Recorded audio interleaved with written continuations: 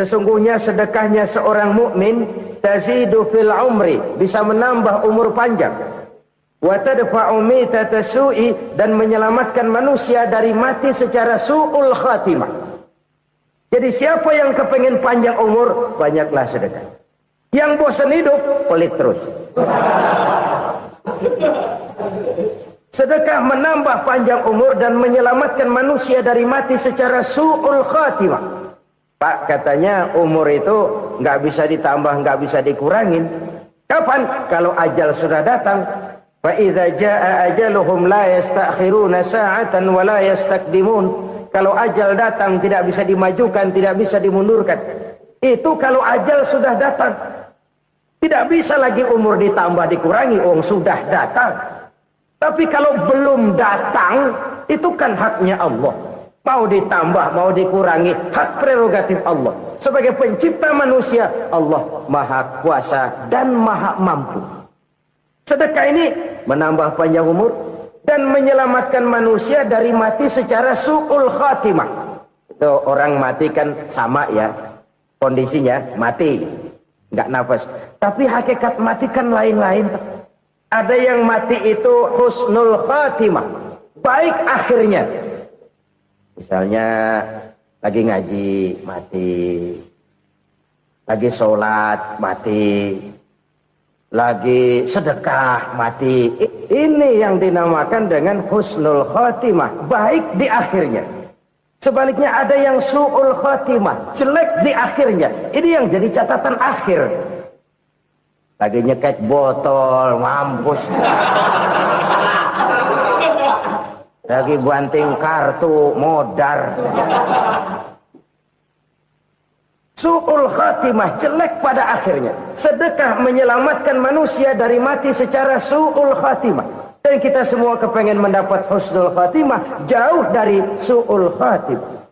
Oleh sebab itu yang bisa menyelamatkan kita dari penyakit itu antara lain adalah sedekah yang disembunyikan. Yang dikerjakan dengan ikhlas karena Allah. Tidak karena kepengen dipuji orang, tidak karena ingin dikatakan orang pemurah, sebab orang dermawan itu orang yang memberi tanpa harus diminta. Kalau masih harus diminta, ya belum dermawan namanya, masih harus diminta. Kalau nggak diminta ya tulus, lolos, polos. Saudara-saudara kaum muslimin rahimakumullah. Harta adalah amanat dan akan kita pertanggungjawabkan. Allah melebihkan rizki sebagian kita dari yang lain agar kita saling tolong menolong, bantu membantu. Nabi janjikan siapa yang meringankan beban saudaranya muslim di dunia, Allah akan meringankan bebannya di akhirat nanti. Sebuah jaminan dari baginda Nabi. Si orang yang kita bantu barangkali tidak bisa membalas, Allah yang akan membalas lewat jalan lain yang tidak pernah kita sangka-sangka. Ada orang tanya, Pak, ini ada orang nyumbang masjid sambil marah-marah, bagaimana? Saya bilang sumbangannya aja ambil, marahnya jangan.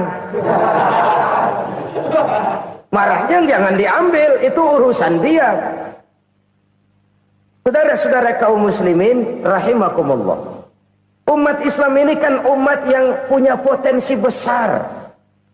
Kadang kita merenung, kenapa kadang-kadang pembangunan masjid kok lambat sekali? Kalau hotel hari ini peletakan pertama, bulan depan peresmian.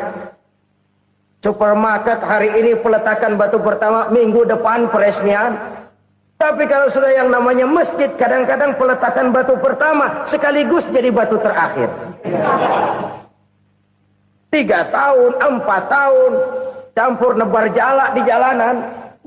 Duit dijaring kayak ikan sepat. Apa tidak ada orang Islam yang kaya? Banyak. Apa tidak ada pengusaha muslim yang jadi konglomerat? Ada. Lalu yang belum banyak itu yang komit terhadap nilai-nilai agamanya. Akhirnya kita jatuh jadi umat yang lemah. Belum ada pengusaha konglomerat muslim buka pabrik supermi cap beduk misalnya umpamanya atau pabrik kecap cap sorban supaya identitas keislamannya sedikit kelihatan. Kita jatuh jadi umat yang lemah karena potensi tidak terinventarisir dengan baik. Kita ini ibarat kompor yang cuma matengin nasi orang lain. Potensi kita dimanfaatkan oleh orang lain. Ukhuwah Islamiyah kita baru terbatas kepada silaturahmi. Ukhuwah di bidang ekonomi kita lemah, ukhuwah di bidang kebudayaan kita lemah, apalagi ukhuwah di bidang politik kita lebih rapuh lagi. Padahal ukhuwah itu adalah totalitas kehidupan manusia, menyangkut ipolexos bud, memerlukan nilai-nilai ukhuwah. Jadi oleh karena itu mari kita menyadari di dalam harta kita, walaupun kita yang cari, pergi pagi, pulang sore, peras keringat, banting tulang, di sana ada harta anak yatim. Di sana ada hak masjid. Di sana ada hak pesantren. Di sana ada hak jihad. Berbahagialah seseorang apabila dia oleh Allah dijadikan keran. Keran itu menyimpan air, tapi tidak untuk dirinya, tapi disalurkannya kepada mereka yang memang memerlukannya. Saudara-saudara kaum muslimin rahimakumullah, ini yang pertama. Jadi perbendaharaan surga adalah menyembunyikan sedekah. Orang lain nggak tahu, kita pun nggak pernah ngitung-ngitung. Kita anggap lewat begitu saja, padahal itu deposit akhirat. Satu. Yang kedua, perbendaharaan surga itu apa? Wa kitmanul musibah, menyembunyikan kesulitan. Kadang orang takut menghadapi kesulitan. Tapi makin kita merenung, hidup ini kan sebenarnya urusan. Takut sama urusan, ya jangan hidup. Tandanya orang hidup itu kalau punya urusan. Urusan melupakan problem. Problem sering menimbulkan kesulitan. Kesulitan bukan untuk ditakuti, tapi untuk diatasi dan dicarikan jalan keluarnya. Siapa sih orangnya yang nggak pernah sulit-sulit? Makin tinggi status sosialnya, makin gede urusannya. Makin tinggi kualitas imannya, makin berat tingkat kesulitannya. Cuma memang yang namanya enak itu seperti pelangi. Biang lala itu nggak pernah di atas kepala kita, di atas kepala orang melulu. Lo sih enak lo, kata kita. Dia juga bilang, yang enak kan lo. Pelangi itu nggak pernah di atas kepala kita. Kata tukang beca, aduh enak ya naik Mercy. Kata tukang beca, apa yang di dalam mobil Mercy? Aduh enak bener tukang beca, di jok leringkuk ngorok pules bener. Saya kamar pakai AC sejuk, tempat tidur sutra, empuk, alga, spring bed, kulak kulik nggak bisa pules kalau belum minum Valium, belum tidur. Enak bener tukang beca, di jok ngorok nggak tahu wetan kulon. Si tukang beca bilang yang di Mercy enak, yang di Mercy bilang tukang beca enak. Inilah enak, nggak pernah di atas kepala kita, di atas kepala orang lain melulu enak itu. Nah, saudara-saudara, yang merupakan perbendaharaan surga itu orang yang bisa menyembunyikan kesulitan, baik pribadi ataupun rumah tangga. Nih terutama rumah tangga yang jadi soalnya. Kadang-kadang kita ini kalau senang, sebaliknya kalau senang kita diam, kalem aja, cuek. Banyak banget duit kita bawaan, diam aja udah. Malah ketemu orang takut. Tapi begitu susah, sekampung tahu. Padahal Nabi mengajarkan perbendaharaan surga itu menyembunyikan musibah, menyembunyikan kesulitan. Kalau enak, cerita sama orang-orang. Kalau nggak enak, rasain sendiri, tekan sendiri, atasin sendiri. Kita kan sebaliknya. Senang kita diam, asal lagi susah, paling tidak kita nyari teman buat cerita kesusahan. Siapa orangnya yang nggak pernah susah? Cuma soalnya bagaimana kita mengatasi kesusahan itu sendiri. Begitu juga misalnya kalau orang sudah berumah tangga, itu orang tuanya harus menjadi tempat dia cerita yang enak-enak saja. Yang nggak enak rasain berdua, selesaikan berdua, atasin berdua. Jangan dibalik. Asal senang diam, giliran susah saja. Maknya laporan. Terbalik. Bisa menjaga security informasi. Makan sama bayam, keluar, diem. Malah seluitan. Enak amat lo makan daging ayam. Security informasi. Saudara-saudara kaum muslimin rahimakumullah. Ujian yang terberat itu yang pernah diberikan kepada para nabi, para rasul, para aulia, para ulama. Makin tinggi keimanan, makin berat bentuk kesulitan. Ayo saya kemukakan satu contoh saja. Ada seorang nabi yang kaya, nabi kaya, namanya Nabi Ayub. Iblis kalau orang begini kan keki, ibadahnya rajin, kaya. Nah, yang kayak begini susah digodain. Kalau ibadahnya rajin, miskin, kali bisa disogok. Sini imannya mantap, ibadahnya rajin, kaya, nabi lagi. Oh, tapi namanya iblis, nggak kurang akal.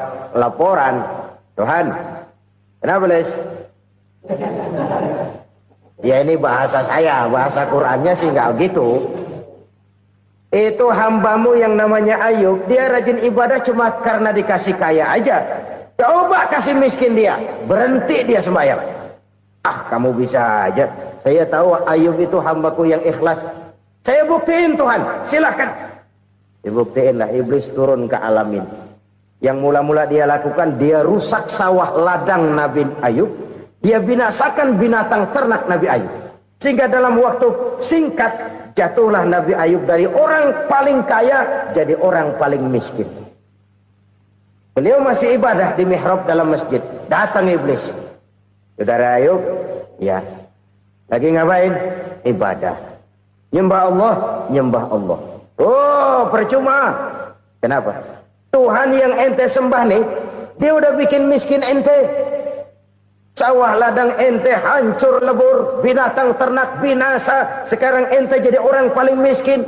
Ngapain nyembah Tuhan kayak begitu? Tekor.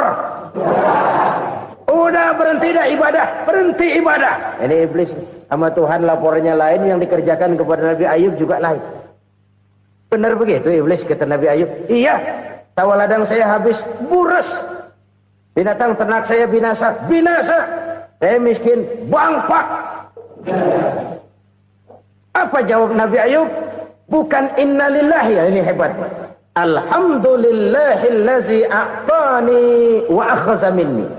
Segala puji bagi Allah yang telah memberikan harta kepada saya dan sekarang mengambilnya lagi. Alhamdulillah. Allah yang ngasih, Allah yang ambil.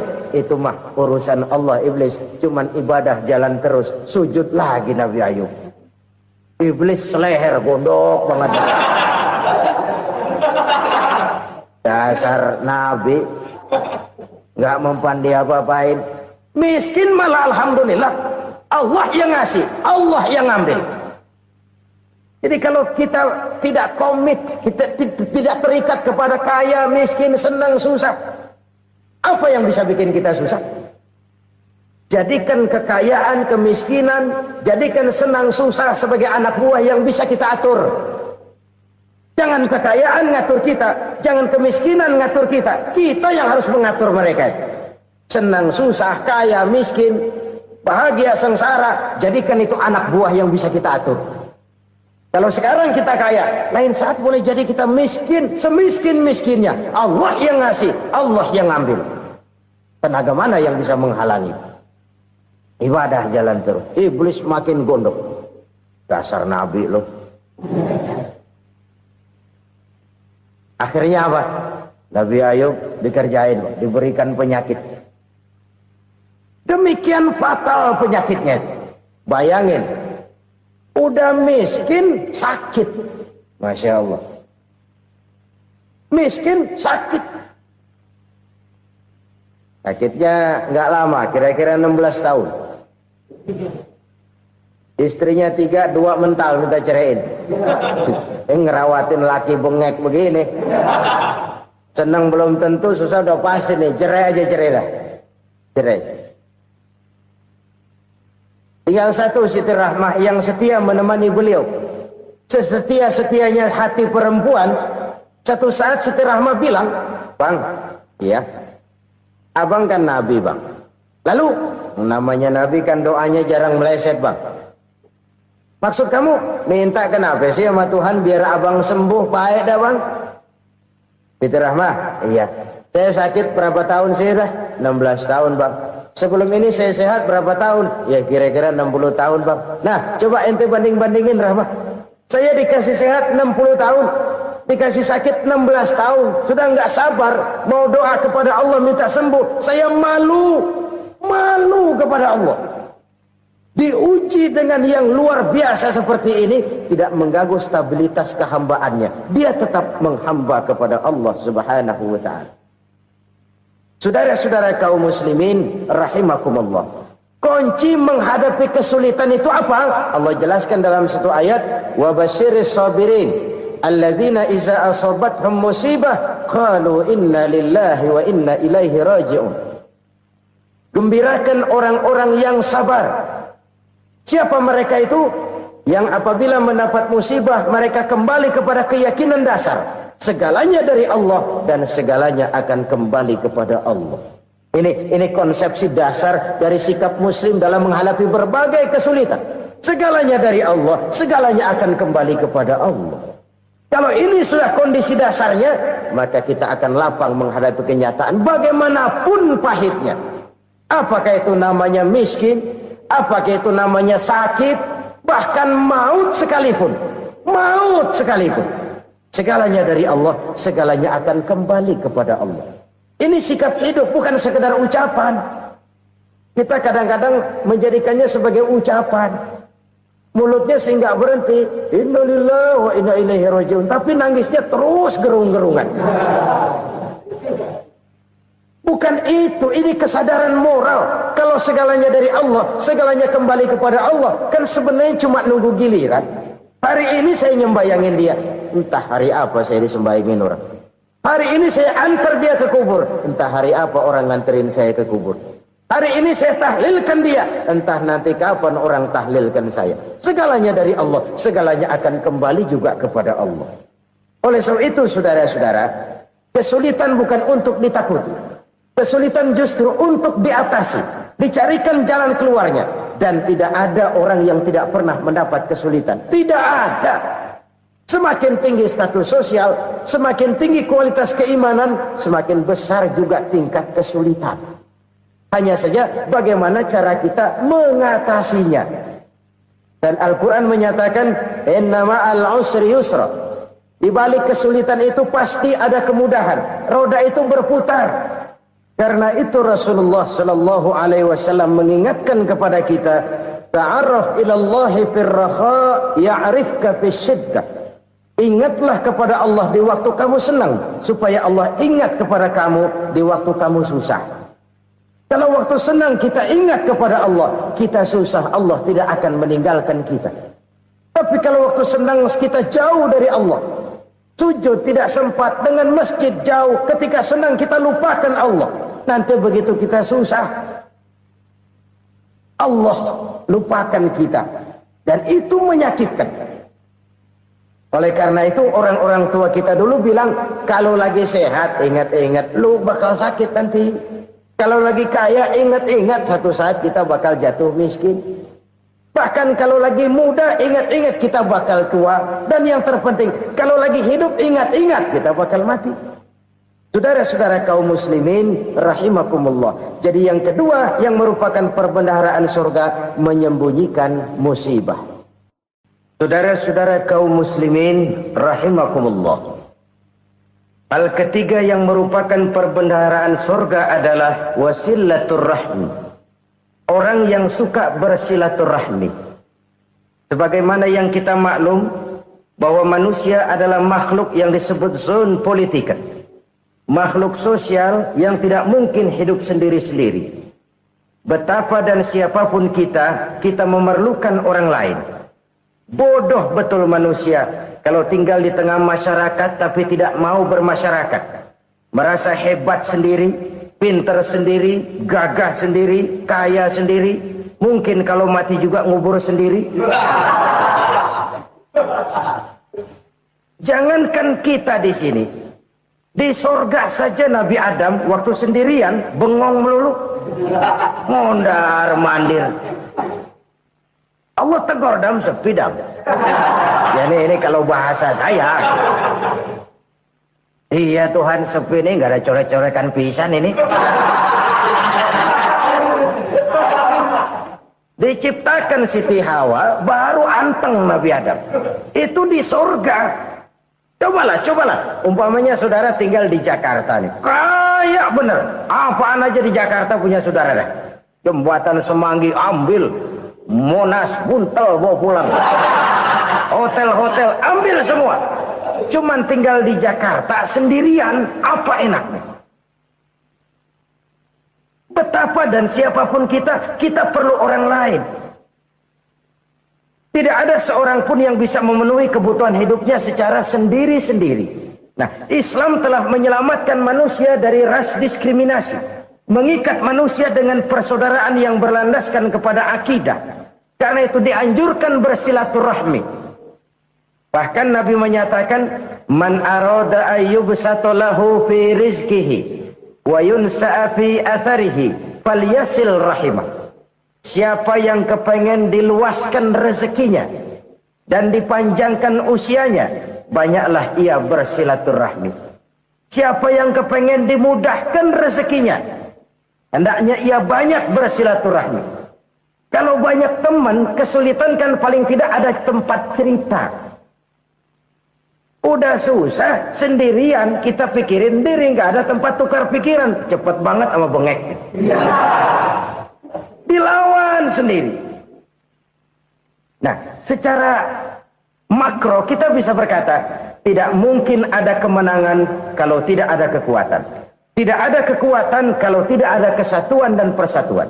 Tidak mungkin ada kesatuan dan persatuan tanpa semangat silaturahmi. Kalau umat Islam mau menang, dia harus kuat. Kalau umat Islam mau kuat, dia harus bersatu. Kalau umat Islam mau bersatu, dia harus membudayakan silaturahmi ini. Bahkan sampai-sampai kata Nabi, kalau bisa cari nilai tambah. Apa? Silman qata'ak. Bersilaturahmilah kau kepada orang yang marah denganmu. Masya Allah, indahnya ajaran agama kita. Orang yang marah pun kepada kita, kata Nabi, kalau bisa bersilaturahmilah kepadanya. Kepada orang yang marah itu. Di situ nilai tambah. Cuman jujur nih hadis, ngucapinnya gampang, ngamalinnya yang berat banget. Orang marah sama kita disuruh silaturahmi, ada apa malu? Lu marah, ada gua marahan lagi. Gue pikirin. Saudara-saudara kaum muslimin rahimakumullah. Tapi ini yang diajarkan, bahkan ini yang dicontohkan oleh baginda Rasul. Bagaimana begitu mudah, misalnya satu saat Abu Jahal ini ngatur strategi bagaimana bikin Muhammad celaka. Dia gali lubang di depan tempat tidurnya. Dia tutupin daun korma. Terus dia panggil seseorang, ke sini. Kasih tahu Muhammad, pamannya sakit keras, minta ditengokin. Berangkat orang ini ke sana. Muhammad, labbaik. Pamanmu sakit keras, dia minta ditengokin. Baik, saya akan datang menjenguk beliau. Berangkatlah Nabi ke rumah Abu Jahal tanpa prasangka apapun. Abu Jahal udah pasang setil. Selimut 3 rangkap setengah dia pakai. Persis kayak orang meriang. Tapi sembari ngintip dari balik selimut. Begitu Muhammad buka pintu, nah, masuk perangkap nih. Muhammad jalan menuju tempat pembaringan. Makin lama makin dekat, makin lama makin dekat. Makin dekat ke lubang yang dipasang oleh Abu Jahal itu. Dalam hati Abu Jahal, terus dah jatuh, mampus dah lu ini. Mampus lu hari ini nih. Apa yang terjadi? Malaikat Jibril datang. Muhammad, pamanmu cuma pura-pura sakit. Di depan tempat tidurnya ada lubang perangkap supaya kamu jatuh ke situ. Sudah, kamu pulang. Balik kanan Nabi. Sudah hampir jatuh ke lubang, balik kanan, pulang. Bayangin kecewanya Abu Jahal. Muhammad dikit lagi. Enggak, paman, saya pulang aja. Emosi, bangun dari tempat tidur, enggak sadar kalau lagi pura-pura sakit. Lompat ngejar Nabi, dia lupa dengan lubang yang dia gali. Usrak, nyemplung sendiri ke dalam lubang.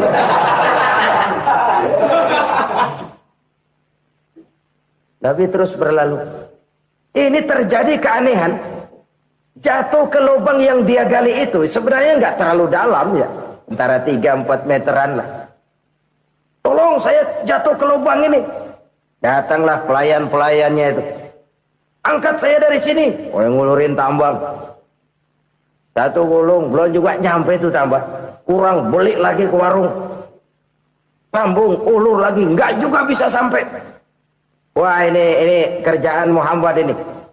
Tolong, siapa salah seorang kamu ke rumah Muhammad, kasih tahu encangnya kecebur. Minta ditolongin. Sampaikan kepada Rasul. Kenapa? Pamanmu jatuh ke lubang, Muhammad minta tolong diangkatin. Tambang udah nyambung-nyambung, nggak nyampe juga. Ya, nanti saya datang, saya tolong. Cobain. Nyata-nyata orang berniat jahat mau mencelakakan dia. Datang dia menolong. Ini yang disebut air tuba dibalas air susu ya ini. Bukan sebaliknya. Air tuba dibalas air susu. Paman, kecebur ya? Iya Muhammad, tolong ini. Pegang tangan saya. Nabi ulurkan tangannya. Nyampe. Dipegang oleh Abu Jahal. Diangkat ke atas. Sampai atas, apa kata Abu Jahal? Sihirmu memang hebat Muhammad. Udah ditolongin dikata sihir. Yang enak kita kemplang kan itu orang begitu. Urusan apa? Tapi inilah akhlak. Kalau bisa kamu bersilaturahmilah dengan orang yang marah kepadamu sekalipun. Orang marah kita tetap baik. So, kalau kita berbuat baik sama orang yang memang baik, rasanya sih biasa-biasa aja. Orang baik kita baik lagi, ya draw aja, belum ada nilai tambah di situ. Baru ada nilai tambah kalau kita bisa berbuat baik kepada orang yang nyakitin kita. Itu namanya kita setingkat di atas dia. Dia sakitin kita, kita berbuat baik sama dia. Dia pelit sama kita, kita baik sama dia. Dia marahin kita, kita deketin dia. Di situ kita punya nilai tambah. Jadi siapa yang ingin diluaskan rezekinya, kata Nabi, dan dipanjangkan umurnya, hendaklah ia banyak-banyak bersilaturahmi. Sederhana sebenarnya silaturahmi, tapi silaturahmi membangkitkan semangat kesatuan dan persatuan. Kesatuan dan persatuan melahirkan kekuatan. Dalam matematika 1 ditambah 1 pasti 2. Tapi di tengah masyarakat, 1 orang takut ditambah 1 orang takut, hasilnya jadi 2 orang setengah berani. Kenapa setengah berani? Karena udah berdua. Tadi pan takut sendirian. Kalau dia kumpul turu-turu takutlah jadi berani. Kita yang lemah, kita yang tidak berdaya, kita yang miskin, kalau mau kompak bersatu, apa yang nggak bisa kita kerjain? Apalagi tinggal di kota besar, pilihan cuma 2. Bertahan atau minggir. Bertahan atau minggir. Untuk bisa bertahan harus mampu bersaing. Untuk mampu bersaing harus punya keahlian. Keahlian harus ditunjang dengan pendidikan, ditambah oleh kekompakan sebagai umat. Udah miskin mencar mulu, orang injek kita. Orang nggak pandang urusan apa yang malu. Oleh karena itu, silaturahmi pada hakikatnya merupakan ruh dari ukhuwah yang diajarkan oleh agama kita. Bagaimana Islam menyelamatkan masyarakat manusia dari ras diskriminasi, mengikat manusia, dan tidak ada persaudaraan yang lebih indah selain persaudaraan yang diikat dengan nilai-nilai akidah. Sepanjang orang di jalan Allah, itulah saudara kita. Keluar dia dari jalan Allah, selesailah persaudaraan sampai di situ. Karena itu, kalau ingin menyimpan sesuatu di surga, banyaklah bersilaturahmi. Datang ke rumah ini, datang ke rumah itu, dan lain sebagainya. Itu simpanan kita di akhirat nanti. Ini yang ketiga. Saudara-saudara, yang keempat, perbendaharaan surga itu apa? Wa qawlu la hawla wa la quwwata illa billah. Ucapan la hawla wa la quwwata illa billah. Ibadah kan ada yang berat, modalnya besar. Bangun masjid berat, modalnya besar. Bangun rumah sakit berat, modalnya besar. Ada ibadah yang berat, tapi modalnya ringan. Misalnya puasa. Puasa itu berat, mengendalikan nafsu. Kalau sekedar nggak makan nggak minum sih enteng, mengendalikan nafsu. Itu jihad terbesar, tapi kan modalnya ringan, cuma niat saja. Ini ibadah berat, modalnya ringan. Ada ibadah yang ringan, modalnya juga enteng. Seperti termasuk ucapan la haula wala quwata illa billah. Tanpa sadar, la haula wala quwata illa billah. Nyelengin tuh di surga. Nyelengin, kita nggak terasa. Nyelengin simpenan akhirat. La haula wala quwata illa billah. Nyimpen lagi. Kaget, la haula wala quwata illa billah. Nyimpen lagi. Banyak simpenan. Walaupun sebenarnya yang dimaksud di sini adalah kesadaran batin bahwa tidak ada daya dan kekuatan kecuali Allah. Itu intinya. Kita memulai pekerjaan disunahkan baca bismillah, kan begitu? Apa itu? Kesadaran moral bahwa ini saya bisa kerjakan. Saya kerjakan ini dengan menyebut nama Allah. Kenapa? Kalau Allah tidak memberikan daya dan kekuatan, mana mampu saya kerjakan ini. Maka saya kerjakan ini dengan menyebut nama Allah. Bismillah. Kesadaran moral. Manusia hanya wajib berusaha, tapi nggak pernah wajib berhasil. Banyak hal-hal yang kalau kita renungkan secara rasio, nggak mungkin. Tapi jadi kenyataan. La haula wa la quwata illa billah. Tidak ada daya dan kekuatan kecuali bagi Allah semata-mata. Kesadaran moral akan kelemahan dan keterbatasan makhluk bernama manusia. Kadang kita kagum dengan otak, tapi kita sering lupa sama yang bikin otak. Padahal bagaimanapun hebatnya otak, yang bikin otak pasti lebih hebat dari otak. Nggak percaya, silahkan otak-otakan. Inilah kecenderungan. Kita kagum dengan pesawat-pesawat mutakhir, bukan main, besi gede banget terbang itu. Alangkah hebatnya. Lalu apa yang bikin otak tidak lebih hebat dari itu semua? Kita puji laut. Apa yang bikin laut tidak lebih hebat dari laut itu? La haula wa la quwata illa billah. Tidak ada daya dan kekuatan kecuali Allah.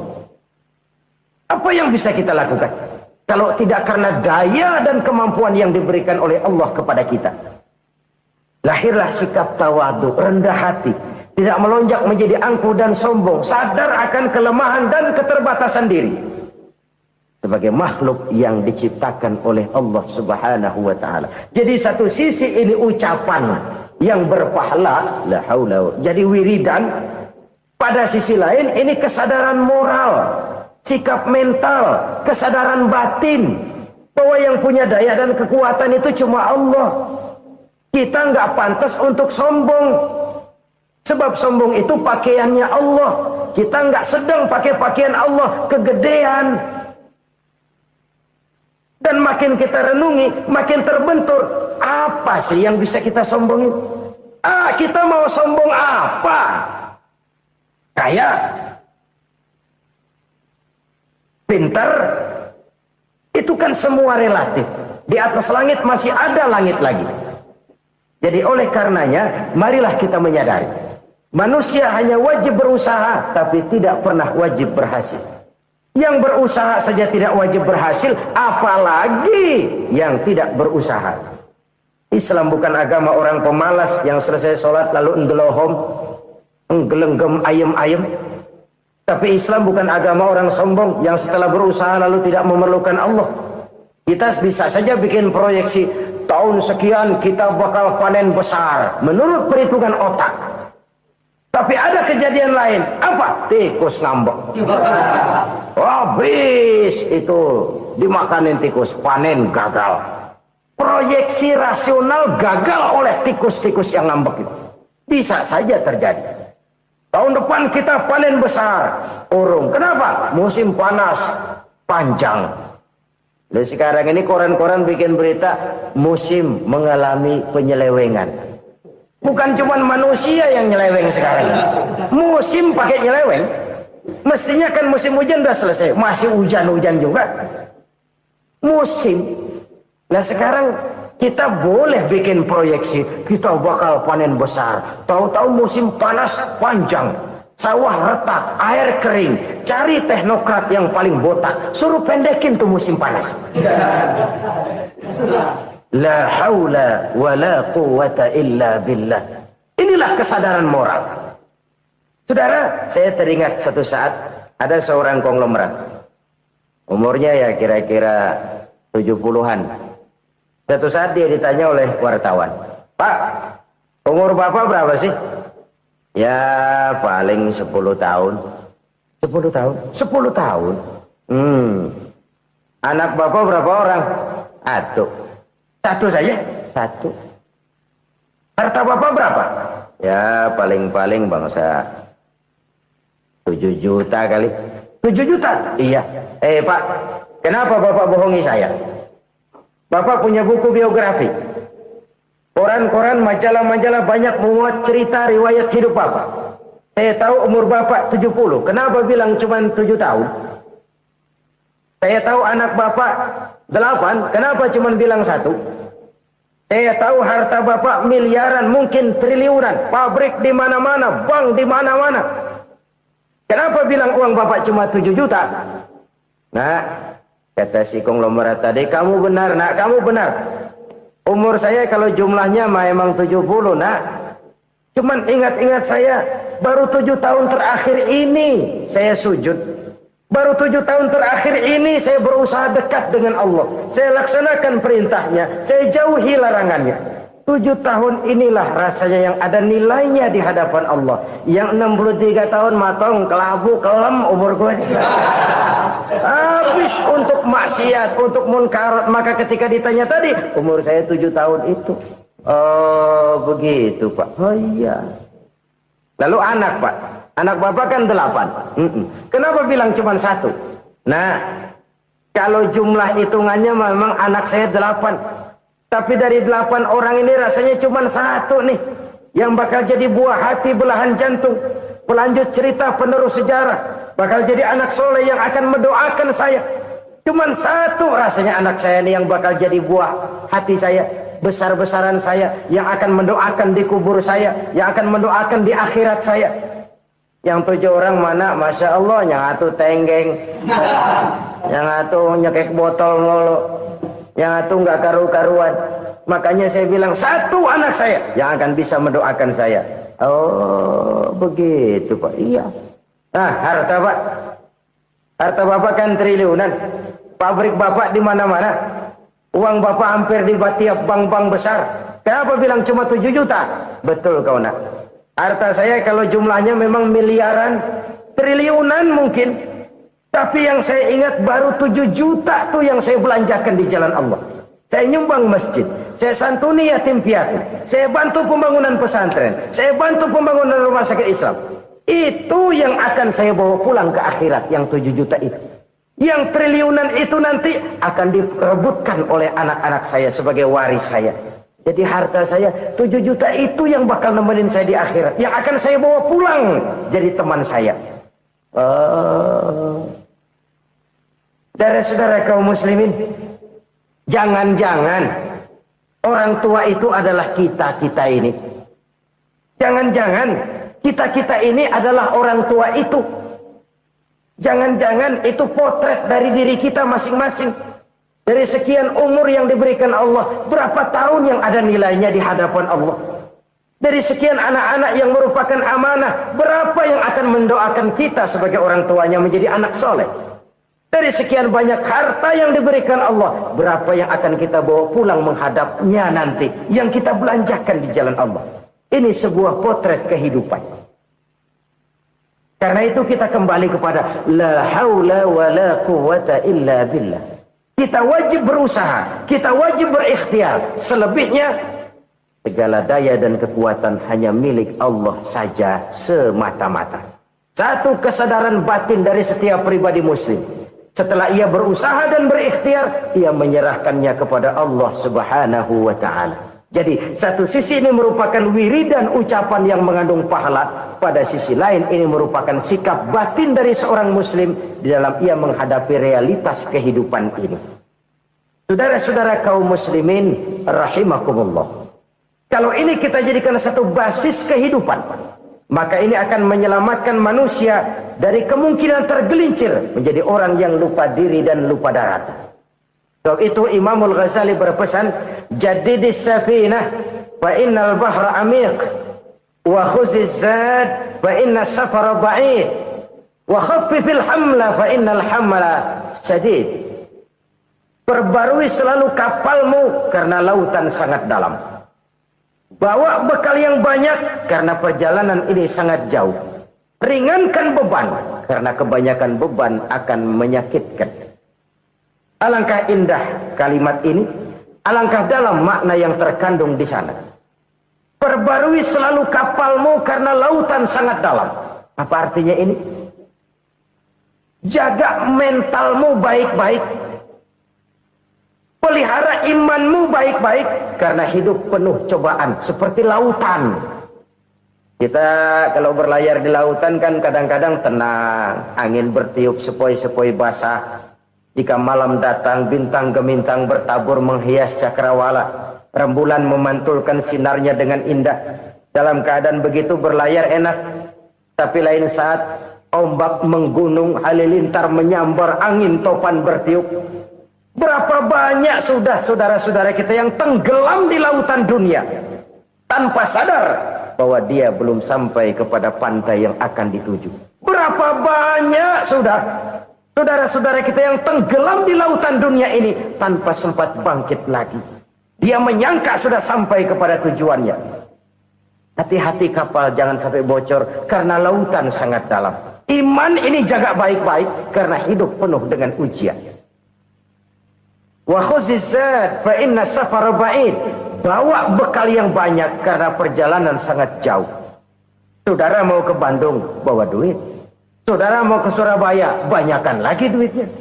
Saudara mau ke Mekah, gepokan, iketan tuh duit nggak lembaran lagi. Makin jauh perjalanan, makin banyak bekal yang harus kita bawa. Kalau saudara dari Jakarta mau ke Surabaya, kagak bawa duit berangkat juga, itu sih bukan berani namanya, nekat. Sampai Surabaya belum tentu, sengsara di jalan udah pasti. Kenapa? Nggak bawa bekal berangkat. Sama juga kita nih, misalnya belum sempat sembahyang, mati. Waduh, berani banget orang. Belum punya bekal, mati. Sengsara di jalan. Atau bekal tidak cukup. Dari Jakarta saudara mau ke Surabaya, bawa duit 500 perak. Paling jauh Cikampek nyampenya itu. Paling jauh itu. Antara jauhnya perjalanan dengan bekal yang saudara bawa tidak seimbang. Hidup ini perjalanan panjang. A walking tour. Dimulai dari alam arwah. Sebelum jasad diciptakan, roh diciptakan lebih dulu. Dari situ pindah ke alam rahim. Dari alam rahim pindah ke alam dunia. Dari alam dunia pindah ke alam barzah. Baru menuju akhirat. Satu perjalanan panjang. Kalau bekal tidak bawa, sengsara di jalan. Bawa bekal yang banyak karena perjalanan ini sangat jauh. Wa khaffifil hamla, ringankan beban karena beban itu cuma akan menyulitkan. Kalau bekal itu sih keperluan, tapi beban nggak kita perluin, coba ngeberat-beratin. Apa ini beban? Dosa. Kecurangan, kebatilan, kesoliman, ketidakadilan, kesewenang-wenangan. Itu akan jadi beban kita di akhirat.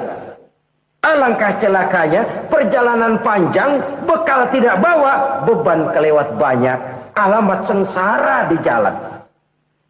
Pahala tidak ada, dosa berlipat ganda.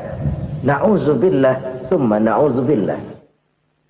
Kalau kita rangkum nasihat Al-Ghazali dengan kisah si konglomerat tadi, kita akan mengambil kesimpulan. Pertama, bekal terbaik dalam menghadapi gejolak kehidupan ini tidak lain adalah iman. Yang kedua, pahala dan dosa. Dua hal kontroversial. Pahala adalah bekal, dosa adalah beban. Tapi kita sekarang kan tidak begitu terangsang kepada yang abstrak. Orang berlomba mencari yang konkret-konkret saja. Yang real. Kalau memang dosa, benjol dong. Kira-kira begitu. Kira-kira begitu. Persis orang Yahudi dulu. Orang Yahudi itu kan pernah minta kepada Nabi Musa. Ya Musa, lan nu'mina laka hatta narallaha jahrah. Musa, kami nggak bakal mau beriman kepada Allah kalau belum kami lihat Allah ada nongkrong di depan kami. Kalau memang Tuhan ada, taruh dong di depan kami. Mau yang konkret-konkret saja. Kalau memang dosa, benjol dong. Kalau emang pahala, berasa dong. Orang terangsang kepada yang real, yang konkret-konkret saja. Saya mau cerita, ada orang super kaya. Namanya Aristotle Onassis, Raja Tanker Yunani. Dia punya kapal tanker saja konon sampai 11 banyaknya. Punya perusahaan penerbangan yang disebut Olympic Airlines. Punya hotel di berbagai kota besar di dunia ini. Sejak dari New York, London, Paris, Rome dan sebagainya. Bahkan punya pulau yang dia namakan Pulau Scorpio. Ini kan namanya sudah kaya nggak tanggung-tanggung. Punya pulau. Nah, dia punya 2 orang anak, yang satu laki-laki namanya Alexander, yang satu perempuan namanya Maria Onassis. Seluruh harapannya tertumpah kepada anak lakinya Alexander ini, yang akan meneruskan usahanya, meneruskan kekayaannya, meneruskan dinastinya. Apa yang terjadi? Ternyata anak yang dia harapkan yang bernama Alexander ini mati muda dalam kecelakaan pada waktu dia olahraga. Apa olahraganya? Namanya olahraga anak orang kaya, golongan jet set. Olahraganya olahraga pesawat terbang. Jatuh. Ya, nggak kaput, habis mati. Tinggal satu anak perempuannya, Maria Onassis. Tapi anak perempuan ini juga malah urakan. Terakhir dia pacaran, bahkan kemudian kawin sama orang Rusia. Rupanya Aristotle Onassis ini broken. Kekayaannya yang berlimpah ruah, perusahaannya yang begitu banyak, siapa yang akan meneruskan? Siapa yang akan menggantikan? Sampai kemudian dia mengurung diri di Pulau Scorpio dan mati di sana secara mengenaskan.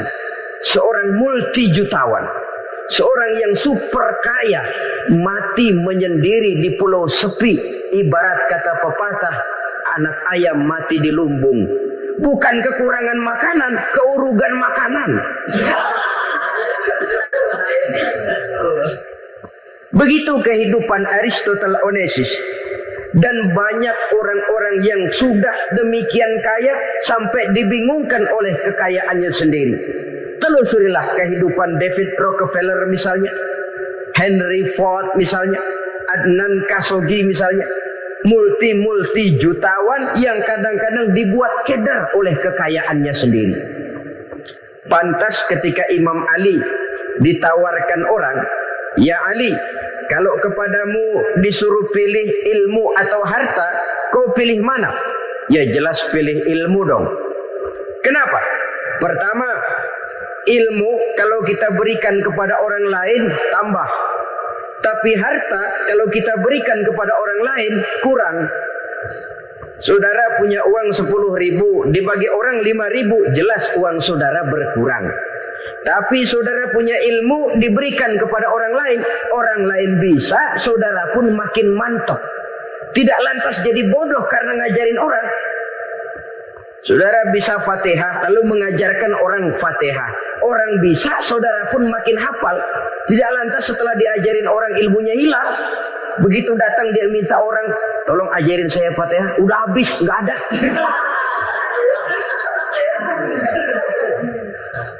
Yang kedua kata Imam Ali, ilmu menjaga kita. Kalau harta kita yang harus jaga. Makin banyak ilmu, makin terpelihara diri seharusnya. Tetapi makin banyak harta, makin bingung kita jaganya. Sampai kadang-kadang kalau perlu seluruh keliling rumah dipasangi alarm. Belum cukup disewakan anjing besar-besar, pasang di depan pintu, awas anjing galak. Masih belum cukup juga cari centeng tukang-tukang kepruk jaga rumah. Masih terasa belum aman, padahal rumahnya dikelilingi tembok besar. Di balik tembok ada pintu-pintunya tebal. Di balik pintu itu terbuka masuk kamar, kamar pun ada pintunya pun kuat. Masuk ke dalam kamar ada lemari, lemarinya pun pintunya kuat, dikunci-kuncinya pun kuat. Tapi terhadap seluruhnya yang timbul cuma sekedar was-was saja. Kesimpulannya sekali lagi, tanpa harta orang memang sulit untuk bahagia. Tapi harta semata-mata tidak merupakan jaminan orang akan bahagia. Dengan hati yang luas, itu modal utama untuk mencapai kebahagiaan hidup. Orang yang hatinya luas, saudara-saudara, punya hati yang lapang, melihat kenyataan hidup ini, dia bersyukur senantiasa kepada Allah. Lantas tidak timbul hasud dan iri hatinya. Oleh karena itu, jiwanya selalu lapang. Kalau tidak, cupik hati namanya. Dangkal pandangan, tidak senang melihat orang lain dapat nikmat, dan itu sering dijadikan contoh. Kalau orang yang lapang dada, dia lihat tetangganya beli TV baru, dia berkata, alhamdulillah ya, tetangga kita beli TV, mudah-mudahan kita bisa ikut nonton. Lapang dadanya. Tapi orang yang sempit hati, lihat tetangga beli televisi, meriang. Enggak diapa-apain, meriang. Besoknya dengar tetangga beli motor, makin sakit, ke rumah sakit. Lalu di rumah sakit dengar tetangganya beli mobil, mati. Disiksa oleh perasaannya sendiri. Orang kalau hati sudah sempit dalam hidup, kemanapun dia pergi, sempit rasanya medan kehidupannya. Kemudian kita melihat juga ada orang yang menilai bahwa bahagia itu katanya kalau punya kedudukan yang tinggi, pangkat yang agung, wibawa yang besar. Mungkin betul, tapi mungkin juga tidak. Bergantung kepada hati orang yang punya pangkat itu. Sama dengan harta tadi. Harta akan membawa bahagia kalau dia jatuh ke tangan orang yang berhati lapang. Tapi harta akan jadi bencana kalau jatuh ke tangan hati orang yang sempit. Pangkat akan membawa bahaya kalau jatuh di tangan hati orang yang sempit. Lebih dari itu, kenyataan mengajarkan kepada kita bahwa ternyata pangkat dan jabatan tidak selamanya memberikan kebahagiaan dalam kehidupan. Bahkan resikonya kelewat besar. Beberapa bukti kita bisa ambil dari para pemimpin dunia yang menjadi korban lantaran pangkat dan jabatan yang disandangnya. Saudara ingat Presiden Abraham Lincoln dan John Kennedy dari Amerika dibunuh orang. Park Chung-hee dari Korea Selatan, Ziaur Rahman dari Bangladesh, Anwar Sadat dari Mesir, terakhir Indira Gandhi dari India, menjadi korban dari pangkat dan jabatan yang disandangnya dari orang-orang yang tidak senang dia memegang jabatan itu. Dia akan mudah mengundang bencana. Sehingga pantas kalau seorang presiden terkemuka Amerika, Harry Truman namanya, dia mengatakan jabatan presiden itu, kata dia, seperti orang nunggang macan, naik macan. Harus kita taiki, kalau enggak dia bakal nerekam kita, ngeri katanya. Adapun orang yang hatinya lapang, kalau dia menerima pangkat dan jabatan, dianggapnya itu satu kesempatan untuk berbuat baik. Tapi orang yang berhati sempit, menerima pangkat dan jabatan, bukan kadang-kadang menerima, malah berusaha setengah mati mencapai dengan segala cara. Kalau perlu jilat atas, jilat atas. Jadi golongan sumuhun dawu. Jadi kelompok kulon nuwun, yes sir, yang kerjanya cuma oke bos. Kalau perlu jilat atas, jilat atas. Kalau perlu injak yang bawah, injak yang bawah.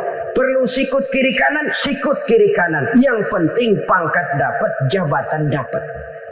Orang yang semacam ini, kalau sudah mempunyai pangkat dan jabatan, biasanya dia tidak menganggap itu sebagai amanah, tidak menganggap sebagai kesempatan berbuat baik, tapi malah kesempatan untuk memperturutkan hawa nafsunya yang dilatar belakangi oleh kesempitan hatinya tadi. Apalagi kalau orang memperoleh pangkat karena banyak mengeluarkan uang. Seakan-akan pangkat dan jabatan itu sekarang macam proyek, pakai tender. Siapa yang berani bayar segini, naik. Nggak berani, minggir. Padahal logikanya, kalau orang mencapai satu jabatan karena banyak mengeluarkan uang, hampir bisa dipastikan bahwa setelah jabatan itu dia pegang, langkah pertama yang akan dilakukannya ialah berusaha bagaimana uang yang dia keluarkan supaya kembali. Ya paling kurang pulang modal dulu dong. Soal mikirin rakyat, soal nanti, tapi ini modal harus pulang. Itu celakanya kalau orang memperoleh pangkat dan jabatan cuma karena banyak mengeluarkan uang. Jarang orang yang mempunyai keyakinan dan pandangan bahwa pangkat dan jabatan merupakan amanah. Jadi sekali lagi, pangkat dan jabatan mungkin saja membawa kebahagiaan kalau jatuh ke tangan orang yang berhati lapang. Tapi bisa jadi bencana kalau dia jatuh ke tangan orang yang mempunyai hati yang sempit. Dan lagi-lagi stresnya hati yang lapang.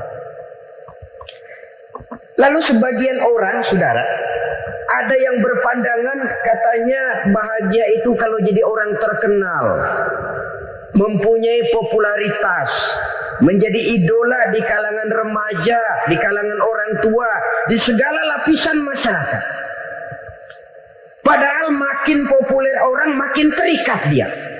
Ya kalau macam kita ini kan nggak punya nama, nggak populer, tengah malam buta mau nongkrong di warung Tegal aman. Tapi pangkat, jabatan, kedudukan, popularitas menyebabkan kita diikat dengan berbagai macam peraturan. Cuma mandi sama ke WC saja yang nggak dikawal.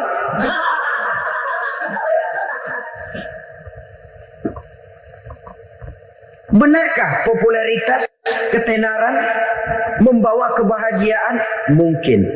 Ya, tapi mungkin juga tidak. Kenapa? Banyak orang-orang populer yang mengakhiri hidupnya secara tragis. Kita ambil beberapa nama. Di Amerika tahun 60-an ada bintang seksi paling terkenal yang dijuluki seks bom. Bom seksi. Sampai sekarang jadi legenda, namanya Marilyn Monroe. Singkatan dobelnya itu inisialnya MM, Marilyn Monroe. Terkenal, top, sampai dia mati tahun 62. Namanya sekarang masih saja dibicarakan orang. Kenapa dia bunuh diri? Tidak punya hartakah dia? Banyak. Kurang populerkah dia? Seluruh dunia mengenalnya. Sejak rakyat kecil sampai pejabat tinggi dia punya hubungan. Kenapa? Jenuh. Dia terlahir dalam keadaan yatim. Setelah itu tidak lama dia berangkat remaja, ibunya meninggal. Pindah dari wanita asuh ke wanita asuh sampai 12 orang ibu angkatnya. Dan kekecewaan yang paling parah, setiap laki-laki yang dekat dengannya hanya seperti kapal berlabuh. Datang dan pergi silih berganti. Padahal dia merindukan seseorang yang bisa melindungi hidupnya. Dia rindukan itu dan dia tidak pernah menemukan. Itu yang akhirnya menyebabkan dia minum pil tidur kelewat dosis. Minum obat tidur kebanyakan. Ya tidur terus sampai sekarang.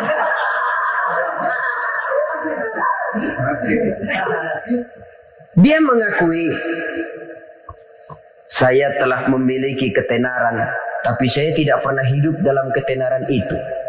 Saya pandai main sandiwara, tapi saya ingin hidup dalam alam yang real sebagaimana umumnya orang. Itu yang dia rindukan. Menyusul jejak yang namanya Marilyn Monroe ini, Billie Holiday, saudara kenal tentu. Di rumah sakit dirawat. Dia juga minum obat overdosis, mati lagi. Jimi Hendrix minum obat tidur overdosis kelewat batas, mati lagi. Lalu yang menghanyutkan diri di danau, Janis Joplin dan Brian Jones. Ini orang-orang populer, orang-orang terkemuka yang mengakhiri hidup secara tragis. Bukan karena tidak terkenal, mungkin karena sudah saking terkenalnya. Contoh paling belakangan, Bruce Lee. Wah, ini tukang-tukang keprok tentu kenal siapa dia. Sampai sekarang pun tabir kematiannya masih merupakan misteri. Dan yang masih hidup juga menunjukkan gejala yang aneh.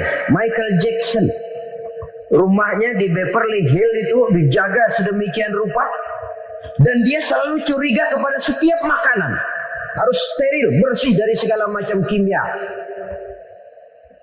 Kemana dia pergi, itu tukang-tukang keprok sudah selalu menjaga dan mengawal, dan dia seakan takut menunjukkan mukanya yang asli. Hingga kalau tampil ke tengah di luar show, dia kadang memakai pakaian yang tidak menunjukkan dia yang sebenarnya. Takut dikenali orang. Ternyata popularitas sering jadi momok yang meracuni kehidupan manusia.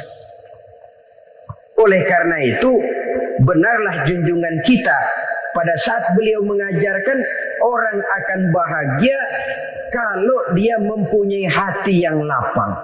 Nah, sekarang masalahnya untuk mendapatkan hati yang lapang, caranya bagaimana? Kita kembali kepada konsep Quran. Allah mengajarkan, ala inna bi dzikrillahi tatmainnul qulub. Ketahuilah bahwa dengan banyak mengingat Allah, hati akan tenang, jiwa akan lapang. Dengan kata lain, dekat dengan agama, merasakan kehadiran Allah dekat dalam hidup. Itu muara pertama untuk mencapai hati yang lapang. Ala inna bi dzikrillahi tatmainnul qulub. Jangan macam orang sekarang ingin mendapatkan ketenangan lalu tapak di puncak gunung, di gua-gua, di tempat sepi. Iyalah kalau nggak ada ular. Kalau tergigit ular berbisa, ketenangan belum mati jelas itu. Islam positif untuk mendapatkan ketenangan. Ala inna bi dzikrillahi tatmainnul qulubi. Bahwa ketahuilah bahwa dengan banyak mengingat Allah, hati akan tenang, jiwa akan lapang, nuansa pikiran akan luas. Karena yang namanya bahagia ada dimanapun manusia berada. Di kampung ada bahagia, di kota ada bahagia. Di ngarai, di lembah, di gunung, di hutan, di lautan, di angkasa luar, dimanapun bahagia itu ada kalau kita bermodalkan hati yang lapang ini. Dan hati akan lapang kalau kita dekat dengan agama. Dekat dengan harta buat sementara hati mungkin tenang, tapi ketenangan yang relatif dan temporer. Apalagi orang tiap kali tambah harta, tiap kali tambah rencana. Itu wajar. Mungkin sebelumnya saudara berpikir, kalau punya duit 5.000 enak nih. Begitu punya duit 5.000, aduh sayang kalau 10.000 aja. Tiap kali tambah harta, tiap kali lain rencana. Makin banyak rencana, makin menjauhkan kita dari yang namanya ketenangan. Padahal ketenangan merupakan unsur utama untuk mencapai bahagia. Dan ketenangan itu bermuara dalam hati manusia. Tengoklah kehidupan ini. Orang yang banyak harta dengan orang miskin, berbedakah rasa sakit yang mereka tanggungkan? Rasanya tidak. Walaupun si kaya tidur di kasur empuk berselimutkan sutra mahal, sementara si miskin meringkuk di balai bambu yang keras dan kasar. Apabila maut datang, dia juga tidak pernah pilih bulu. Maut datang menjemput si kaya di singgasana keemasannya, dikelilingi oleh para pengasuh, dayang dan idang serta para pengawal. Dan maut pun datang menjemput si miskin papa sehingga ia tergelepar di tepian jalan. Kedua-duanya bernama mati. Kalau nyata bahwa sakit yang ditanggung si kaya tidak beda dengan sakit yang ditanggung si miskin, bukan harta semata yang membuat orang bahagia. Hati yang tenang, jiwa yang lapang penuh kedamaian. Karena banyak berzikir dan mengingat Allah, itu merupakan modal utama untuk mencapai sesuatu yang bernama bahagia.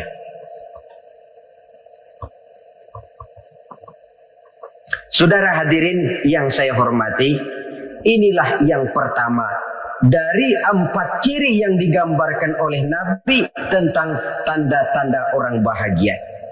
Dan harus berangkat dari yang pertama ini, hati yang lapang. Ini yang harus kita miliki lebih dahulu. Baru nanti akan menyusul kepada poin yang ketiga, kedua, dan selanjutnya. Sebab kalau hati sudah terisi dengan jiwa yang lapang, seluruh persoalan insya Allah akan bisa kita atasi dengan sebagaimana mestinya. Yang kedua sekarang, tanda orang bahagia menurut baginda Nabi, markabun syariah. Orang bahagia itu kata beliau punya kendaraan biar cepat asal lancar. Artinya kemana dia mau pergi mudah. Apa maksud hadis ini? Kalau kita kaji lebih dalam, kendaraan itu kan alat transportasi. Transportasi tidak lain adalah usaha memudahkan komunikasi. Pindah dari situ kepada teori bahwa manusia adalah zon political, makhluk bermasyarakat yang tidak bisa memenuhi kebutuhan hidupnya secara sendirian. Kita memerlukan keberadaan orang lain dalam kehidupan ini. Untuk memakai baju saja kita sudah perlukan petani yang tanam kapas, pabrik yang memintal kapas jadi benang, pabrik yang menenun benang jadi kain, sampai kepada mesin jahit, sampai kepada tukang jahit. Itu cuma untuk memakai pakaian saja. Tidak seorang pun di antara kita yang sanggup memenuhi kebutuhan hidupnya secara sendiri. Kita perlu orang lain. Maka kebebasan dalam arti mutlak, kebebasan tanpa batas, itu tidak mungkin ada dalam kehidupan. Karena kita mengadakan yang disebut interaksi sosial. Setiap kegiatan kita tentu melibatkan orang lain. Menurut kita barangkali kita bebas jalan di jalan raya semaunya. Tapi orang lain berkendaraan pun merasa bahwa ini ada juga jalan haknya. Dan begitu selanjutnya. Oleh karena itu, maksud dari kendaraan yang cepat ini adalah khulata'uhu ma'as solihin. Lingkungan pergaulannya terdiri dari orang-orang soleh. Pergaulannya luas. Kemana dia pergi ada temannya. Kesulitannya ada tempat dia cerita. Dan kesulitan kalau sudah diceritakan kepada orang lain, taruh kata orang itu tidak bisa menolong, namun menceritakannya kepada orang yang kita percayai, kan paling kurang sudah mengurangi beban jiwa, mengurangi tanggungan batin, merasa masih ada tempat kita cerita. Maka lebih baik orang awam yang mau bergaul ketimbang orang setengah alim tapi ngunci pintu. Sebab nantinya akan timbul sikap picik, cupik pandangan, dan tidak luas menghadapi kenyataan dalam kehidupan ini. Namun yang harus kita garis bawahi, pergaulan memang mesti luas. Namun jangan sekali-kali lupa bahwa pergaulan sangat besar pengaruhnya dalam ikut membentuk kepribadian manusia. Sehari-hari bisa kita bilang, kalau kita dekat sama tukang minyak wangi, sekalipun nggak dibagi minyaknya, baunya tentu dapat. Betul? Tapi dekat sama tukang elas, walaupun nggak kena apinya, asapnya mesti kena.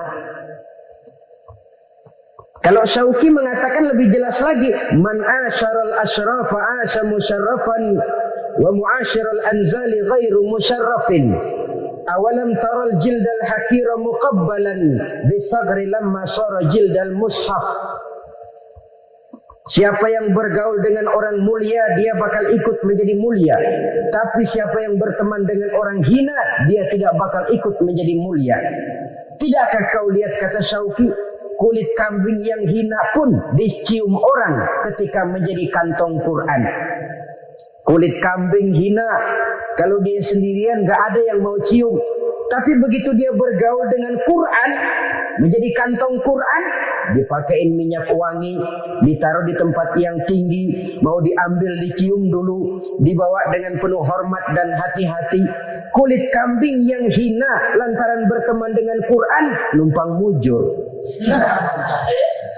Tapi coba lihat kalau kulit kambing berteman dengan kayu, jadi beduk, habis. Zohor dikemplang, asar dipukul. Itu pun sedikit saja, cuma salah milih teman. Yang temannya Quran dihormati orang, yang temannya kayu lantaran jadi beduk, gelap-gelap subuh orang udah kemplangi.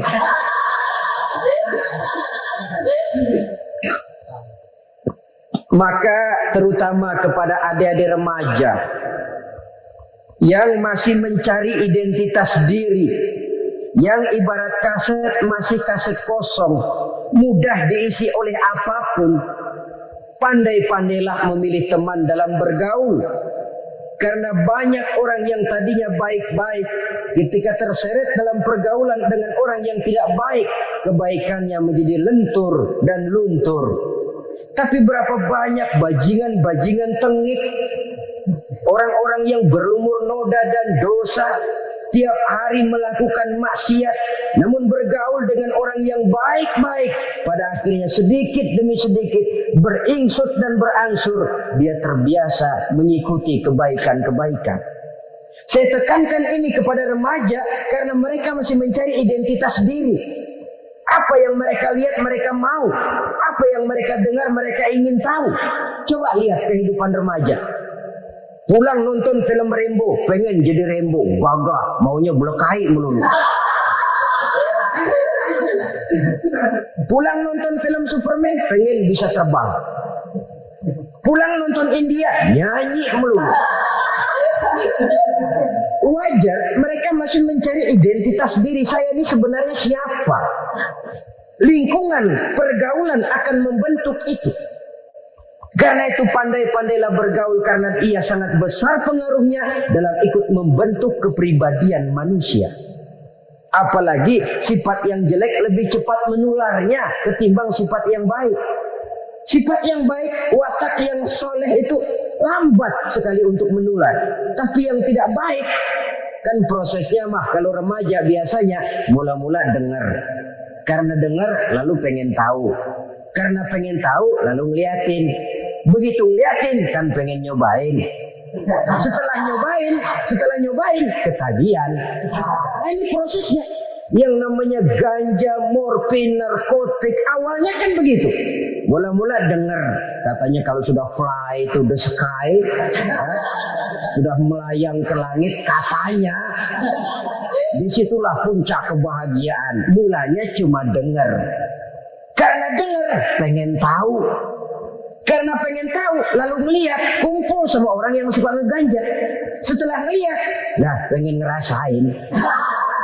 Begitu ngerasain enak juga, ketagihan.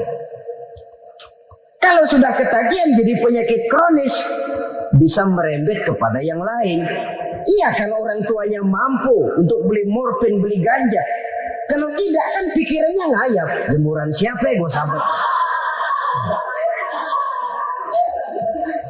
Timbullah perbuatan-perbuatan negatif yang bermula dari salah pergaulan.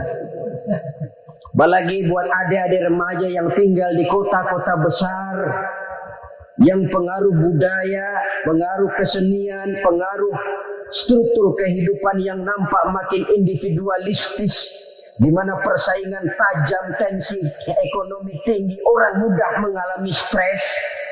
Pandai-pandailah dalam bergaul sekali lagi karena ia sangat besar pengaruhnya dalam ikut membentuk kepribadian manusia.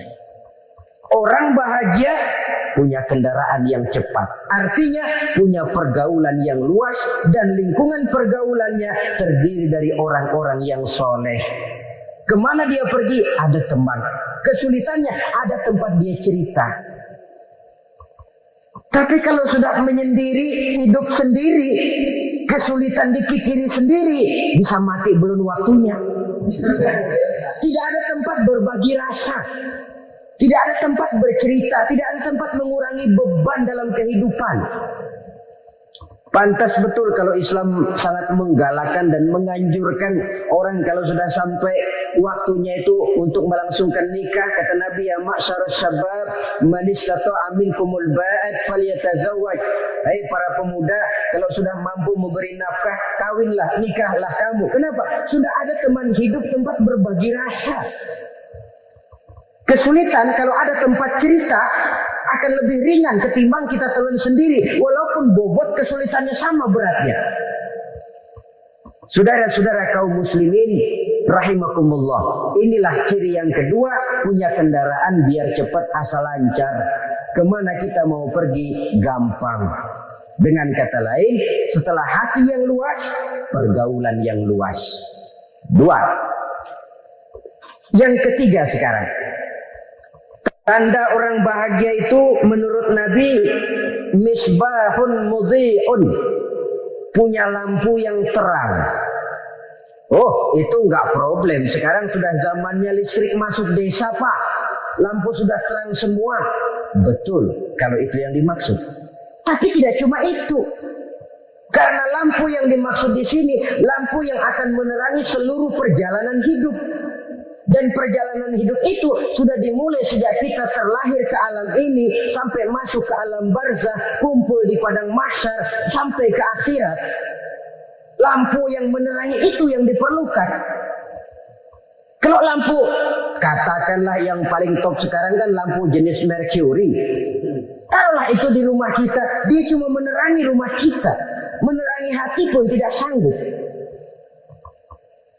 Bila kita masuk ke alam barzah, alam kubur, sanggupkah si Mercury yang begitu terang menerangi alam barzah kita? Tidak sanggup lagi. Sanggupkah lampu yang ratusan watt, bahkan puluhan ribu watt menerangi kehidupan di padang mahsyar? Tidak akan sanggup lagi.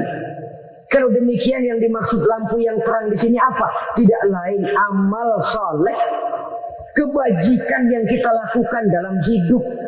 Itu yang akan jadi lampu penerang.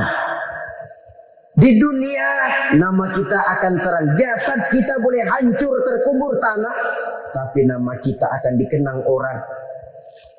Begitulah kalau orang meninggalkan kebajikan dalam hidup seperti sekarang.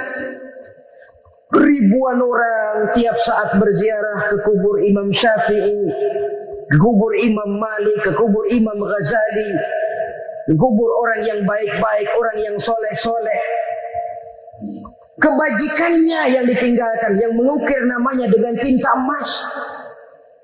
Sehingga saudara sudah terbaring di alam kubur, orang lewat, Allah ini kuburannya Fulan bin Fulan dulu, ini kebaikannya Masya Allah, saya ikut merasakan. Mari kita mampir sebentar, kita Fatihah. Mohon disampaikan Allah pahalanya kepada almarhum. Al-Fatihah. Itu kalau orang baik-baik. Lalu saudara tanya, Pak, orang mati dikirimin Fatihah apa nyampe pahalanya? Saya jawab, kalau saudara nggak percaya, mati dulu dah. Nanti saya Fatihain, tungguin di sana. Umpama nggak sampai, balik lagi kemari. Sekarang ini kan maunya otak-otakan saja. Kalau nggak masuk otak, nggak percaya. Padahal alam gaib itu nggak bisa diotak-otakin. Sama saja dengan saudara pernah dengar cerita kapal Tampu Mas tenggelam kan? Pernah nggak? Di mana? Nah, di laut Masalembo. Begitu ke Tampu Mas tenggelam, ratusan penumpang itu terjun ke laut, dipermainkan gelombang, berjuang menghadapi maut itu. Orang lagi timbul tenggelam di lautan, dihantam ombak, kita tengokin pakai helikopter. Pak, lagi timbul tenggelam ya? Iya, tolongin. Jangan khawatir Pak nih, saya kirim intan Pak, harganya 10 juta. Kira-kira orang yang timbul tenggelam di laut seneng nggak? Kan mahal toh intan 10 juta. Kenapa dia nggak senang? Karena intan 10 juta dalam kondisi seperti itu tidak sanggup menyelamatkan dia. Dia akan girang kalau dikirimin ban mobil bekas, dikirimin papan terentang atau bambu. Intan yang 10 juta dia nggak girang. Ban mobil bekas yang 1000 perak, tuh pegang, itu yang dia girang betul. Inilah sebabnya Nabi berkata, mal mayyitu fi qabrihi illa kal ghariqil mutaghawwis. Orang yang meninggal di alam kuburnya seperti orang timbul tenggelam di lautan. Yantaziru da'watan min ahli, menunggu doa dari keluarganya yang masih hidup. Duh, bapak saya sudah meninggal, saya sayang benar sama dia. Kirimin kulkas ke kuburannya. Itu sama saja dengan tadi orang tenggelam di lautan dikirimi intan yang harganya 10 juta, tidak sampai. Begitulah kalau kebajikan yang kita tinggalkan dalam hidup, sudah mati pun kubur kita masih diziarahi orang. Tapi kalau jahat yang kita tinggalkan, boro-boro lah orang mau doa lewat dekat kuburan kita juga seram. Tuh bajingan no, dulu mati dipendem di situ tuh. Jangan lewat situ, ntar kesurupan, jangan. Lewat saja orang ngeri. Konon lagi membacakan Fatihah dan mengirimkan doa. Hidup pada hakikatnya adalah kesempatan untuk berbuat baik. Maka sekali kesempatan itu diberikan, manfaatkan dengan sebaiknya. Sebab kesempatan kedua tidak akan pernah ada. Kesempatan berbuat baik di sini, di akhirat sudah pembalasan namanya. Sekali kesempatan itu dicabut, dia tidak akan pernah dikembalikan lagi. Kata Iqbal, hidup tidak mundur ke belakang, Bung. Berhenti diinjak orang, mundur hancur. Tidak ada kata mundur dalam hidup ini. Berhenti diinjak orang, mundur kecebur. Tidak ada kata lain, harus maju dalam kehidupan dalam artian yang positif. Hidup adalah kesempatan untuk mengumpulkan kebajikan yang sebanyak-banyaknya. Di situ nilai daripada manusia. Sekarang ini memang nggak kelihatan kok, orang yang banyak pahala sama yang banyak dosa nggak kelihatan kok. Barangkali kalau habis bikin dosa palanya pada benjol, mungkin orang takut sama dosa. Tapi sekarang sama saja, orang yang banyak dosa dengan yang nggak banyak dosa jalan bareng dari belakang, sama, nggak kelihatan beda. Tapi ada waktunya di mana pahala memegang peranan, di mana dosa diperlihatkan. Sama saja kalau kita bawa mobil siang, lampu kan nggak begitu berfungsi. Apa lalu bilang, alah ini lampu berat-beratin, copot-copotin aja dah. Tidak perlu begitu. Kenapa? Pada suatu saat malam senja akan datang. Bila matahari terbenam, senja pun datang, gelap mulai merayap, disitulah baru terasa perlunya lampu. Pahala begitu.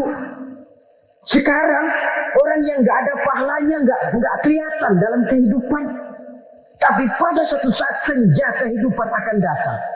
Ajal merenggut nyawa, malam merayap, dan hidup mulai diliputi kegelapan di alam barzakh. Dikala itu kalau nggak punya lampu, alangkah malangnya kita. Sebab amal yang baik, kata Nabi, di alam barzakh itu akan diciptakan menjadi perempuan yang cantik menemani kita. Amal yang jahat akan menjadi orang yang paling jelek nemenin kita. Udah di tempat gelap yang nemenin jelek. Kaum muslimin rahimakumullah. Simpanan sorga ada 4 macam. Yang pertama, ikhfa'us sadaqah, menyembunyikan sedekah. Saudara-saudara kaum muslimin, sebagaimana yang kita maklum bahwa Allah Subhanahu wa taala melebihkan sebagian rezeki dari kita terhadap yang lain. Ada yang kaya, ada yang setengah kaya, ada yang miskin, ada yang setengah miskin, dan selanjutnya. Ada yang gajinya kecil tapi penghasilannya gede. Ada yang penghasilannya gede tapi nggak punya gaji. Ada juga yang memang gajinya gede dan penghasilannya gede. Kelebihan rezeki merupakan sunnatullah dan tidak harus membuat kita merasa lebih dari yang lain. Bahkan sebaliknya, kelebihan itu harus membuat kita ringan tangan untuk menolong mereka yang memang memerlukan pertolongan. Kalau saudara diberikan ilmu, maka pertanyaan akhirat cuma satu: ilmumu kau amalkan untuk apa? Kalau saudara diberikan umur yang panjang, pengadilan akhirat juga bertanya satu: umurmu kau habiskan di mana? Tapi kalau saudara diberikan harta, pengadilan akhirat akan bertanya dua: hartamu kau dapat dari mana? Kau belanjakan kemana? Dari mananya ditanya, dan kemananya juga ditanya. Oleh karena kita akan dimintakan pertanggungan jawab, maka amanah yang bernama harta ini harus kita gunakan dengan sebaik-baiknya. Ada penggunaan yang merupakan kewajiban, itu zakat namanya. Ada penggunaan yang sewaktu-waktu, itu infak namanya. Ada yang lebih sewaktu-waktu lagi, dan itu sedekah namanya. Zakat dia terikat oleh haul dan nisab, oleh putaran batas waktu dan ukuran dari harta itu sendiri. Sedangkan infak terikat oleh situasi dan kondisi perekonomian seseorang. Sedangkan sedekah tidak terikat dengan apapun. Dalam kondisi seperti apapun kita bisa melakukan sedekah dengan yang terkecil sekalipun. Sampai-sampai Rasulullah sallallahu alaihi wasallam mengajarkan, la tahqiranna minal ma'rufi syai'an walau an talqa akhaka biwajhin talik. Atau ada hadis, tabassumuka fi wajhi akhika laka sedekah. Senyumanmu kepada temanmu adalah sedekah. Jadi untuk melakukan sedekah tidak harus dalam berbentuk uang. Dengan ilmu kita bisa sedekah, dengan tenaga kita bisa bersedekah, dengan pikiran kita bisa bersedekah, bahkan senyum kepada teman itu pun sedekah. Jadi kalau sedekah dengan uang memang belum punya uang, nyengir aja banyakin. Itu asal pada tempatnya, jangan lalu ketemu tiang listrik cengengesan. Tentu tidak pada tempatnya dan tidak wajar. Nah, sedekah yang paling dicintai Allah adalah sedekah yang disembunyikan. Artinya jauh dari sifat riya. Kan kadang-kadang ada orang sedekah itu disebutkan namanya. Apa tidak bagus? Kalau memang niatnya ikhlas, ya bagus-bagus saja. Untuk memberikan sugesti kepada yang lain. Si Fulan bin Fulan nyumbang sekian, diumumkan. Boleh kalau niatnya untuk memberikan rangsangan kepada yang lain supaya dia menyumbang lebih besar dari orang tadi. Tapi kalau itu mendatangkan riya, maka sedekah yang paling dicintai Allah adalah sedekah yang disembunyikan. Tangan kiri saja tidak tahu apa yang diberikan oleh tangan kanan. Sedekah yang dilakukan dengan ikhlas akan merupakan perbendaharaan surga, tersembunyi dari pandangan orang lain, tidak seorang pun tahu. Karena memang sikap yang baik adalah melupakan kebaikan dan mengingat kesalahan. Itu salah satu ciri orang bahagia. Orang yang selalu mengingat kesalahannya dan berusaha melupakan segala kebaikannya. Kalau dia akan berada kebaikan, dia tidak bisa ikut, dia merasa rugi karena dia merasa belum pernah berbuat baik. Tapi kalau akan melakukan kesalahan baru, dia ingat kesalahan yang sudah-sudah, sehingga terhalang baginya untuk melakukan satu kesalahan baru. Demikianlah saudara-saudara, bahwa Allah melebihkan rezeki sebagian kita dari yang lain, agar terjadi tolong-menolong dalam kehidupan ini. Jadi kesenjangan yang nature, kesenjangan yang alami, itu sunnatullah. Ada yang kaya, ada yang miskin, ada yang kelas menengah. Nah, kenapa lalu sekarang kita berusaha mengentaskan kemiskinan? Oleh karena adanya kesenjangan struktural. Kalau yang kaya bisa semakin kaya, kenapa yang miskin tidak bisa naik jadi ikut sedikit kaya? Sebab pada dasarnya Islam adalah agama yang sejak turunnya sudah berupaya memerangi kemiskinan. Bahkan dikatakan kemiskinan itu mendekatkan kepada kekufuran. Orang kalau miskin udah dekat banget sama kafir. Gampang menjadi kafir.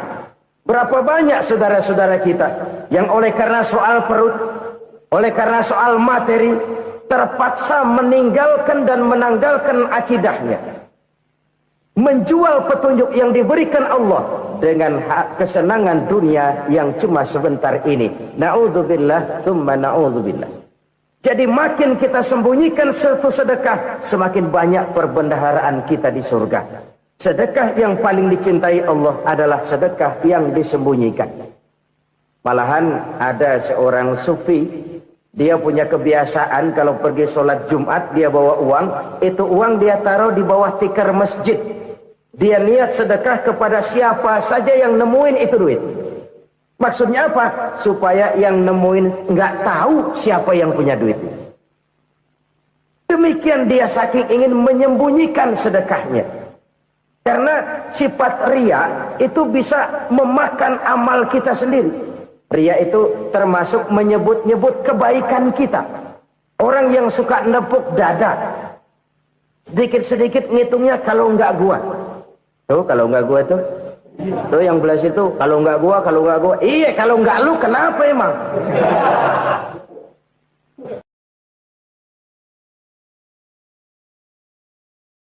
Tolong menolong dalam kehidupan ini. Jadi kesenjangan yang nature, kesenjangan yang alami itu sunnatullah. Ada yang kaya, ada yang miskin, ada yang kelas menengah. Nah, kenapa lalu sekarang kita berusaha mengentaskan kemiskinan? Oleh karena adanya kesenjangan struktural. Kalau yang kaya bisa semakin kaya, kenapa yang miskin tidak bisa naik jadi ikut sedikit kaya? Sebab pada dasarnya Islam adalah agama yang sejak turunnya sudah berupaya memerangi kemiskinan. Bahkan dikatakan kemiskinan itu mendekatkan kepada kekufuran. Orang kalau miskin udah dekat banget sama kafir. Gampang menjadi kafir. Berapa banyak saudara-saudara kita yang oleh karena soal perut, oleh karena soal materi, terpaksa meninggalkan dan menanggalkan akidahnya. Menjual petunjuk yang diberikan Allah dengan hak kesenangan dunia yang cuma sebentar ini. Na'udzubillah, thumma na'udzubillah. Jadi makin kita sembunyikan satu sedekah, semakin banyak perbendaharaan kita di surga. Sedekah yang paling dicintai Allah adalah sedekah yang disembunyikan. Malahan ada seorang sufi, dia punya kebiasaan kalau pergi sholat Jumat dia bawa uang, itu uang dia taruh di bawah tikar masjid. Dia niat sedekah kepada siapa saja yang nemuin itu duit. Maksudnya apa? Supaya yang nemuin nggak tahu siapa yang punya duit.